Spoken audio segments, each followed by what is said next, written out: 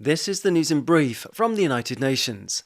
The UN Secretary-General Antonio Guterres has condemned Tuesday's mass shooting at a primary school in Texas as a heinous crime and expressed his heartfelt sympathies to all those affected.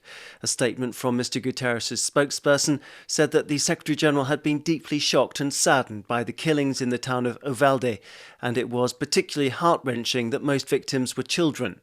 This latest shooting in the US comes only a week since a gunman killed 10 people at a supermarket in Buffalo, New York State, which the UN chief called a vile act of racist, violent extremism.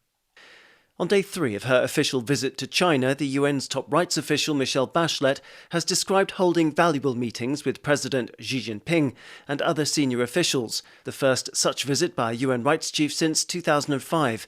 In a tweet on Wednesday by the UN High Commissioner for Human Rights, Ms. Bachelet indicated that she'd been able to discuss directly human rights issues and concerns in China and around the world with the country's premier via video link.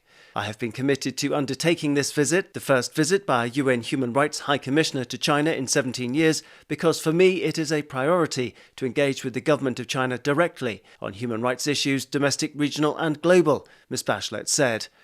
The development came as the High Commissioner prepared to visit the western Xinjiang Uyghur Autonomous Region on Wednesday, where UN-appointed independent rights experts have raised serious concerns about the alleged detention and forced labour of Muslim Uyghurs.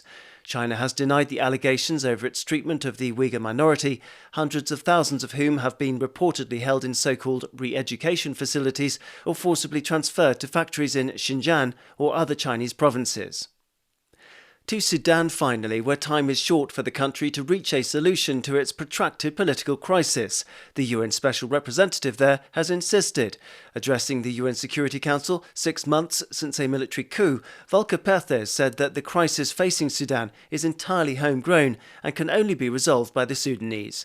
Mr. Perthes, who is also head of the United Nations Integrated Transition Assistance Mission in Sudan, told Council members on Tuesday that if the impasse is not urgently overcome, the consequences will be felt beyond national borders and impact a whole generation. Since March, the Sudanese authorities have released 86 detainees across the country, and security force violence against protesters also appears to have decreased overall, the UN official maintained. Daniel Johnson, UN News.